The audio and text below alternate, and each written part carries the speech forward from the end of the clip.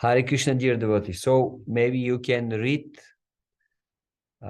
which qualities kind of attracted you from the qualities of the pure devotee that Krishna is describing in chapter 12. Who wants to start? Bhagavan Hari Prabhu. Hare Krishna. Prabhuji, I did write a little bit. I had to take my lunch also. I did half a day for Sikh Chaturdashi. You So, are very clever and very practical, huh? oh no, Hare Krishna. I'm the foolish number one.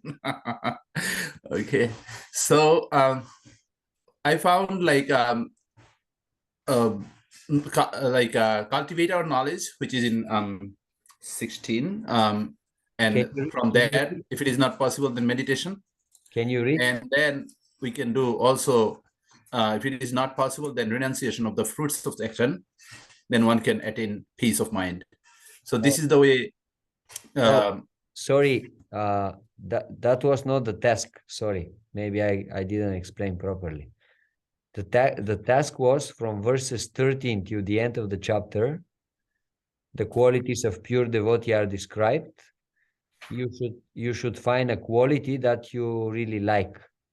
Understand? Yeah, I did some like who who think himself not proprietor for anything, free from false ego.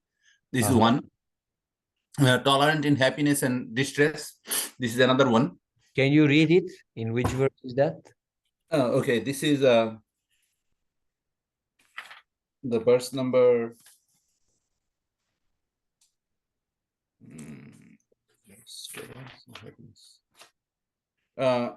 Verse 13. 13. Okay. 13, 14. So can you read the verses? Oh, okay. I'm just reading the translation, right? Yeah. One who is not envious, but is kind friend to all living entities, who does not think himself a proprietor and is free from false ego, who is equal to both happiness and distress, who is tolerant, always satisfied, self-controlled, and engaged in devotional service with determination, his mind and intelligence fixed on me. Such a devotee of mine is very dear to me. So that I took from here, actually. Which qualities? The quality, like mostly tolerant, number one, and also false ego. If I lost my false ego, get the true ego, that like a lot of things engage with that. So that is very, very good things. That false ego actually drives us crazy. Something that is touching you, really. Yeah. Your heart. Always. I'm trying to get rid of from that. So very nice.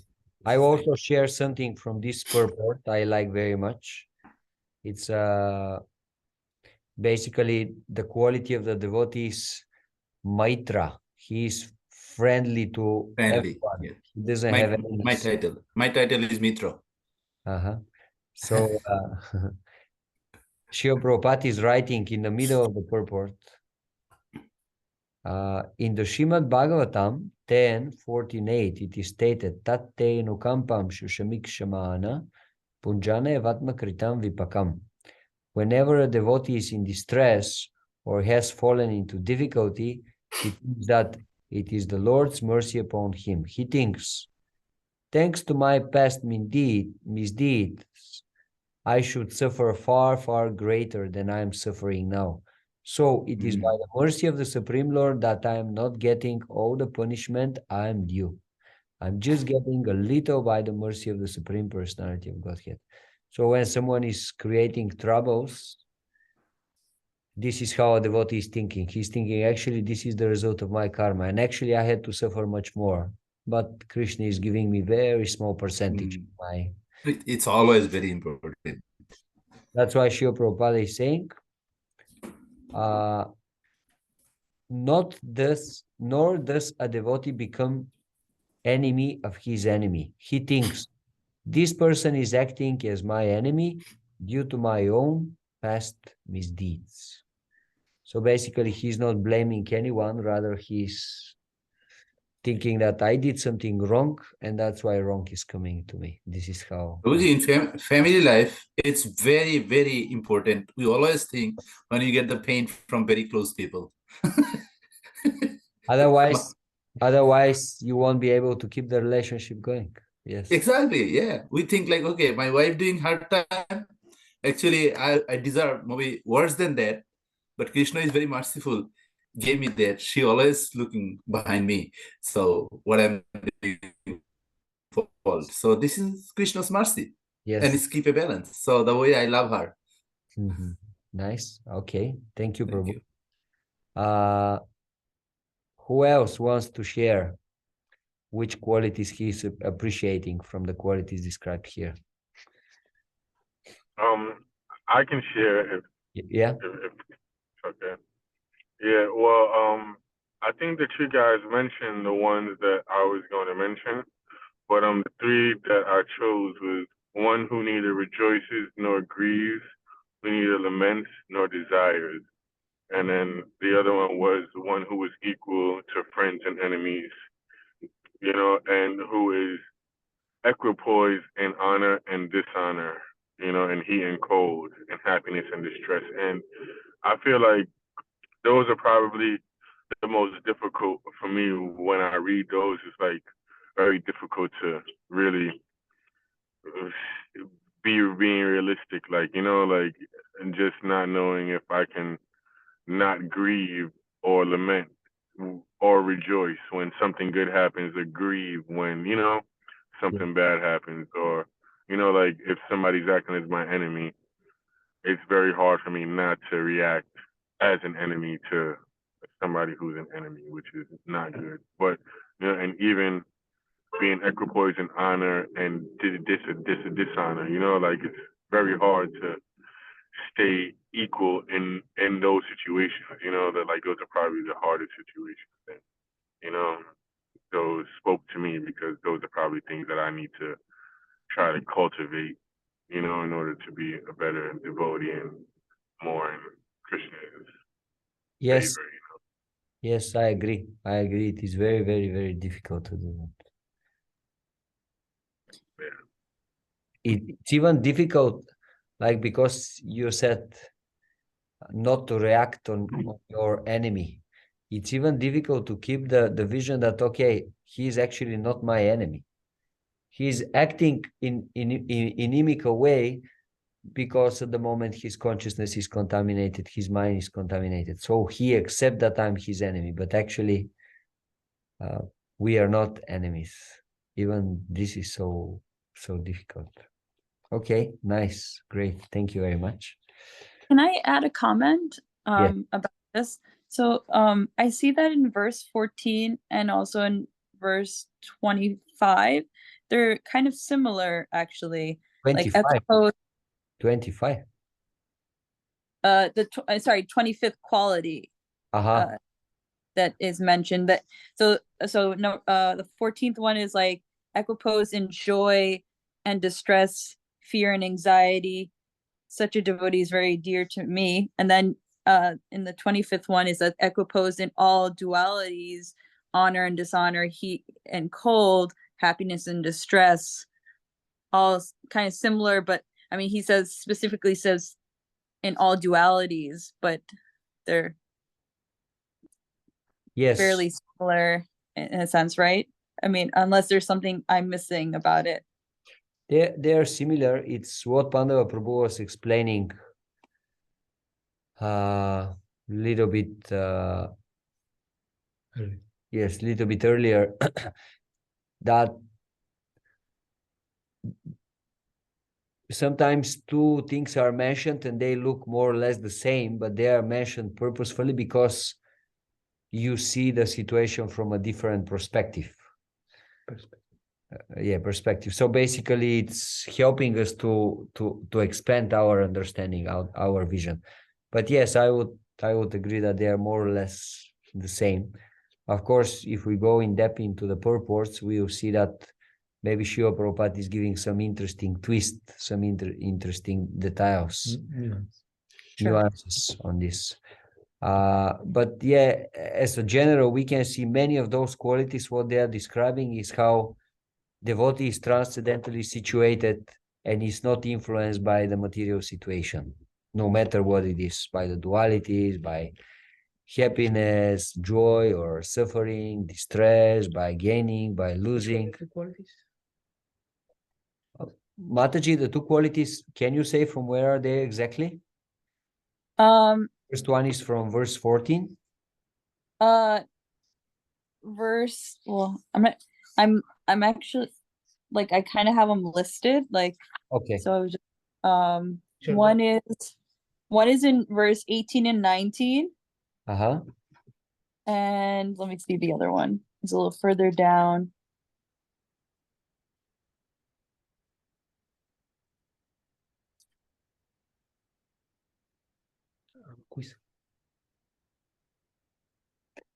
So in verse 14, maybe who is equal in both happiness and distress? This one or no? Oh yeah, and then 18 and 19. And 18 and 19. Both has happiness, distress. Yeah. 18 and 19 is yes. One who is equipoised in honor and dishonor, he both happiness and distress, fame and infamy.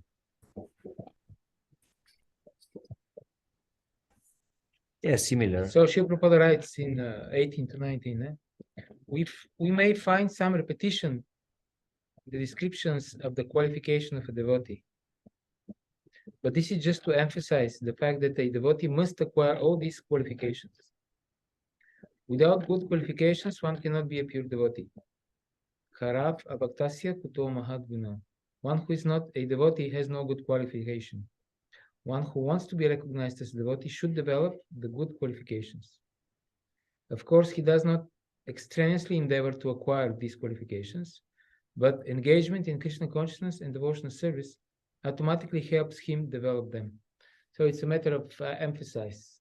Therefore, also there are standard rules for Vedic hermeneutics. How do you interpret, how do you understand the meaning of Vedic text? They are described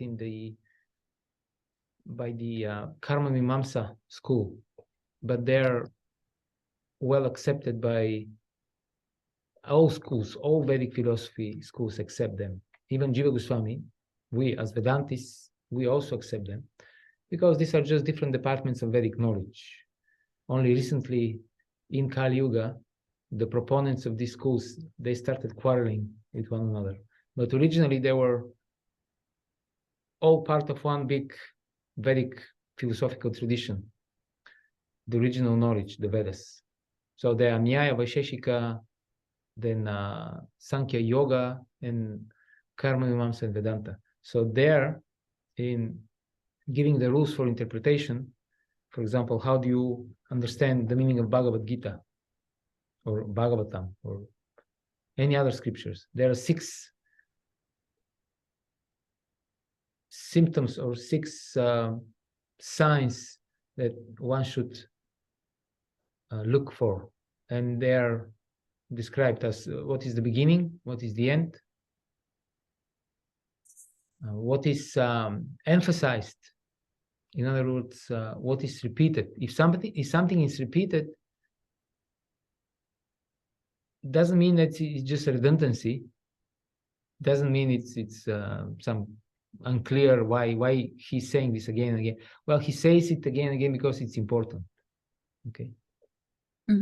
Hare Namoibo, Hare Namoibo, Hare Namoibo Kevalam. Kalo nastebo, nastebo, nastebo. Same nastebo 3 times.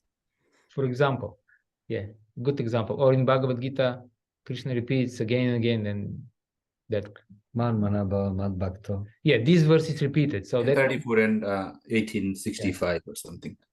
Yeah, I mean, like, they're not exactly the same, but I mean, definitely there's, like, like there's some parallels there. Like, I mean, fear and anxiety are not, dualities of each other, but they're mentioned in the first one that I was mentioning in 14. So there's definitely not, it's not exact, like, I mean, but I just was curious. Yeah. Yeah. And what Tulsi Prabhu also explained is also important, that Prabhupada wanted that we study the Shastra from different angles, from different perspectives. So there is always some nuances there. True. Okay. So can you give us your, Mataji? Or these were yours? Yeah, I mean, those weren't specifically, I mean, one was, you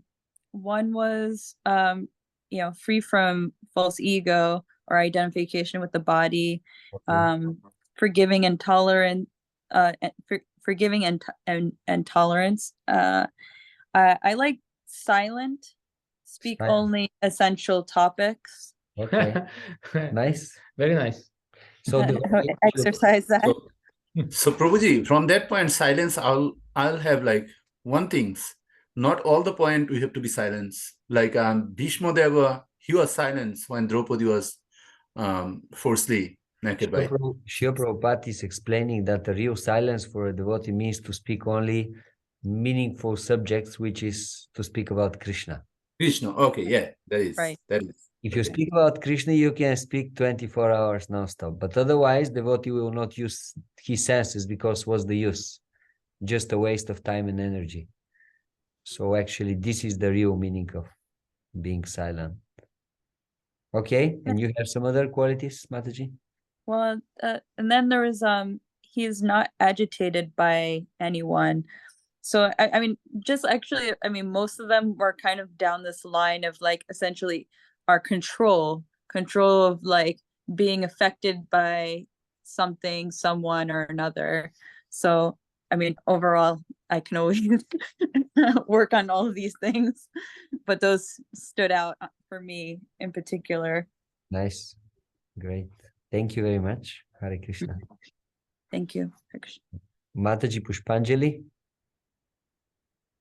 you have something for us? Well, for myself, I would say the first one, one who's not envious, who is kind and friendly to all living entities.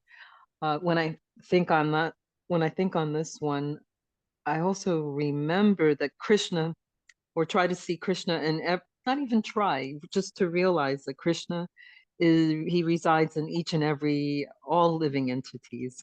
So keeping that in mind is helpful to on that quality.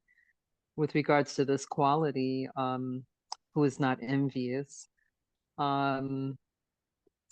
Another one is always satisfied. Yes. Some that's being satisfied. Nice. Yes. And another one, I can engaged in devotional service with determination. Yeah, just realizing promote these qualities. Yes, Mataji. Yes.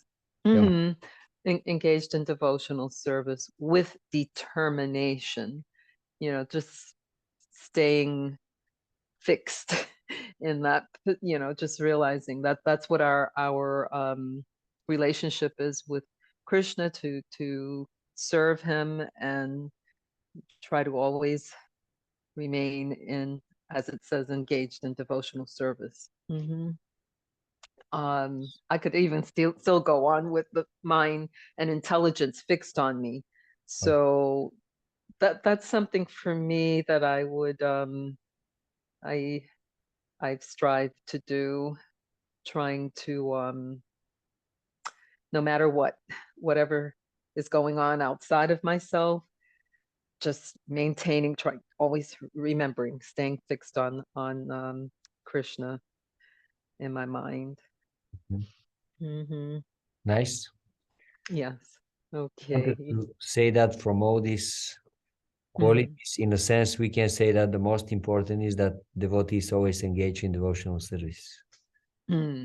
Quality that you mentioned. Why? Because by being engaged in devotional service, all other qualities will automatically appear. This is how it works, the process. Like we as devotees, we don't try so much to cultivate all these qualities one by one. Okay, now this year I'm working on this quality, and then next year I'm working on the next quality. Yes, sometimes we are conscious, sometimes we are acknowledging, okay, maybe I have to become more tolerant, more forgiving. But at the end of the day, all these qualities, they will appear when we are seriously engaged in practical devotional service. Then gradually our character will become completely reformed and purified. And all these qualities will appear on the surface. And I also wanted to mention two qualities I like very much here. One is the first quality from verse 15. Yasman no dvijate loko. He by whom no one is put into difficulty. So it's nice quality of a devotee. Devotee does not want to put anybody in difficulty. This is, by the way, one of the qualifications for sannyas traditionally. The sannyasi is socially deaf person. So everybody in the varnashrama, the brahmacharis, the brahmanas, those who are maintained by others, by begging basically, they have a time in which they traditionally would go around to 5 to 7 houses and beg their food. So the brahmacharis, they have their own time, they'll do that. The brahmanas, they have their own time. And the sannyasis, they are the last. And one of the rules for the sannyas ashram, sannyas dharma is you have to behave in such a way that nobody is in any way inconvenienced by you. Because you're socially dead. You don't belong anymore to the society practically. So, is it just for sannyasi? About us, yes, sometimes we have to put our children in difficulty a little bit to give some lesson. So for a like grihastha, we don't have no other option. If we don't give them some difficulty, they're not going to learn sometimes. Sometimes we say, if you don't do that, I don't want you to be in home. That's it. I want, like one day my daughter asking to come home with friend's car. Friend is 18, 19 years old. I told Igoe, don't come in home. Just go to friend's house. That's it. Because I know under 21, anybody drives and you are in that car means you are going to death. So I don't want this. So she's in pain, but as a parent, I need to do that. But I'm not Shanashi. Definitely, as a Shanashi, not inconvenient. So for us, maybe, I don't know. What is your idea? Yes, of course. We as the devotees also sometimes apparently we have to create some pain for someone. But actually, if the pain is for the good of this person, this is not a pain, actually. It's a different thing. Like pain means unnecessarily you create disturbance in the mind of others or in the mind. That's unnecessarily. There is no reason necessary. And you're doing it. But like as you gave the example, if you are in a position to take care of someone like a parent or a teacher, sometimes apparently you are creating disturbance in the minds of others. But actually no, because it's for their good, for their benefit. It's shreyas and prayas. Shreyas is immediate. Prayas is the immediate qualification, and shreyas is the ultimate. So it's the authority's responsibility to look for the benefit, the long-term benefit of the dependent. So sometimes. Okay. Yeah. Thank you. The last thing I wanted to share with you from this chapter is that something interesting with Panda Prabhu we were discussing some years ago. If you look in verses 17 and 18 and 19, at the end, Krishna is mentioning, after describing all these qualities in the Sanskrit, he is saying, Bhaktiman yasame priya. Such a personality is very dear to me. So this word Bhaktiman, it's a very interesting word because like we have Superman, we have Batman, we have Iron Man, we have Saktiman, Bhaktiman. This is the original man, the Bhakti man. Who possess that? Yes, because he appeared 5,000 years ago with the appearance of Bhagavad-gita. So If we are speaking about the superheroes, this is the original superhero, the Bhakti man described in 12th chapter of Bhagavad-gita. Nice. Okay, Hare Krishna, dear devotees. So now we'll just make just a short revision through all the 6 chapters. Can I just add one thing about one of the points? Sure. It says, doesn't care for any residents. So as a grihasta, or, you know, like who needs to maintain, we should also not care for residency. Well, it means that a grihasta person, he may have a place to stay. Yeah, But because doesn't care. grihasta means someone who is situated in one place, in a griha, in a home. Yeah. But he is not attached to it. Yeah. Okay. He have it. This is the glory of the advanced devotees, pure devotees. They may have many facilities externally, but they are not attached to neither of those things. And like in the case of family devotees, they may have many things so that they can use them for the service of the Vaishnavas, for the service of spiritual master and service of Krishna, but they are not attached to them. In other words, they can live very opulently, they can live also very simply. Like in the case of a brahmachari, for him is kind of mandatory. This is part of his rules. He has to keep a very simple lifestyle. Whereas family people, they have options. They may live in a very simple way. Externally, they may live in a very opulent way externally. But in both cases, they should keep the consciousness that nothing belongs to me, everything belongs to Krishna. And that's why everything I have should be used for the service of Krishna. Mm-hmm. That's the idea. And I just want to add something. In Bhagavatam 11 Canto, there is a verse. Krishna tells Uddhava, a thoughtful person, by considering the real situation, the real state of affairs, and he should stay at home, should live at home exactly as a guest. So this is his home, but he should feel that I'm a guest here. Actually, this is the real situation. I'm a guest and I can be kicked out from here at any moment, depending on Rosie, my... I want to add with that also after you. Yes, please. Yesterday, one devotee called me and he said, Prabhuji said me, I'm in really, really dangerous situation. I don't have no position even in my house. So show me how to do being a devotee so I can tolerate all of this. Because we have a house, but we don't have space sometimes. Circumstances is like that. Maya is so strong. In house, wife or husband, you feel like they kick me out. So like feeling like I don't have no house even. Yeah.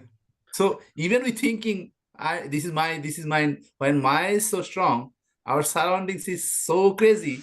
They let us understand this is not you. You're just sitting here for nothing.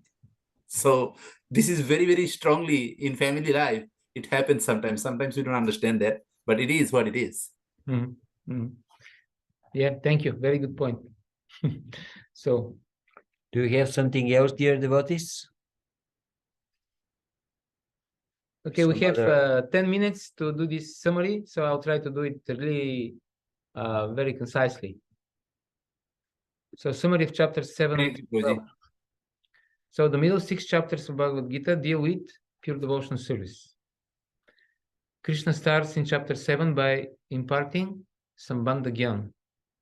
This is the knowledge about the soul, about God, and about the material nature and their relationship.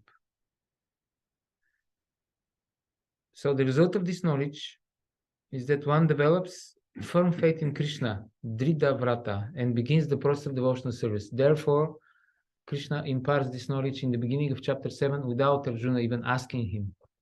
Krishna feels that this is so important that I should just speak. Therefore, he says this famous verse, Tat Shrinu, just listen. So the goal of this knowledge is to invoke devotion. Then in chapter 8, Arjuna, the end of chapter 7, Arjuna asks a few questions. Then in chapter 8... Maybe for chapter 7, we can also say that once Krishna gave this knowledge, and then if you remember, we spoke, there are 2 groups of personalities. Some accept Krishna, And these are the pious people, and they, at the end, they surrender to Krishna. But there are the demons, they don't accept Krishna. The four groups of impious people, they don't. Yeah, Mura, Maya Pakrita Gyana, those are like people. Yes. And the other way, Arto or 30 Gyani Jigashu, this four. And then you have those in between, the demigod worshippers and the impersonalists. Impersonal, okay, yeah. Then at the end of this chapter, Arjuna is asking, thank you, this was very nice, thank you, Tosi. In chapter 8, Krishna answers Arjuna's question, which were posed in chapter 7. And Krishna explains the essence of, the process that he's trying to invoke in Krishna, devotional service. In this chapter 8, Krishna explains the essence of this process. And the essence is that one should remember Krishna at the time of death. This is the most important. Simply by such remembrance, the devotee attains the spiritual world from where he never returns. On the other hand, in order to reach the impersonal Brahma Jyoti, the Gyanis and Yogis are obliged to follow strict procedures pertaining to the time they leave their bodies, etc. Many things. But the process of bhakti is very simple. You just remember Krishna, and then Krishna will take care. Yeah, if you remember at the end of 8th chapter, this is what happened. Krishna said, some people, they live during the day, some people, they live during the night.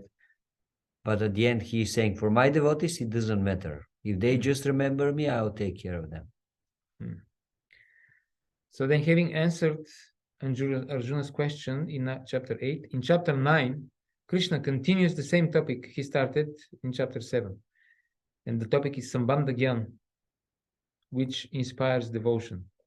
So Krishna describes in more details his supreme position and especially the inconceivable relationship between him and his energies. This is called Achintya Beda Beda Tattva. The inconceivable oneness and difference, simultaneous oneness and difference between him and his energies. And the essence of this knowledge is that one should always think of Krishna, become his devotee, and perform devotional service in order to please him. Then in chapter 10, Arjuna, after hearing and understanding this knowledge, fully surrenders to Krishna, and in this way, he demonstrates the actual result of transcendental knowledge. What is supposed to happen when we receive transcendental knowledge? And what is the standard proper way of understanding Bhagavad-gita? The proper way is to surrender to Krishna. So Arjuna requests Krishna to describe his material manifestations so that even those who do not possess the qualification to see Krishna's spiritual form like he has, he's compassionately thinking about the ordinary people.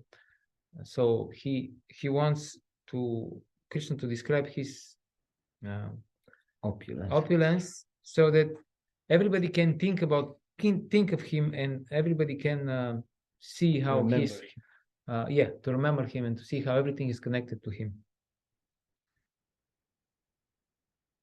In response to Arjuna's request, Krishna describes his various manifestations, but only the principal ones, because his manifestations have no end. So after hearing about Krishna's supreme position, his inconceivable energies, and his innumerable manifestations, Arjuna requests Krishna to show his universal form. Now Arjuna wants to see all of this. So that Krishna, so that Krishna can set up a standard for God. Who is actually God? If somebody claims, I am God, then he has to show the universal form. This is Arjuna's desire. So Arjuna himself sets up the proper standard, who is the devotee, and then he encourages Krishna to set up the proper standard, who is God. So both standards for God and for his devotee are established in Bhagavad-gita. Then Krishna displays his universal form, but at the end of the chapter, he explains that his two-handed form of Shyama Sundara is his original and most confidential form. This form can be seen only by pure devotional service. And then in chapter 12, Krishna establishes that his devotees are higher than the impersonalists. This is how the chapter started. And Krishna is so merciful to the devotees that he personally delivers them from material existence which is not the case with the impersonalists, the yogis, the jnanis, the karmis, because they depend on their own strength, on their own sadhana. But Krishna makes it very clear that he himself takes care for the devotees and he himself perfects their sadhana.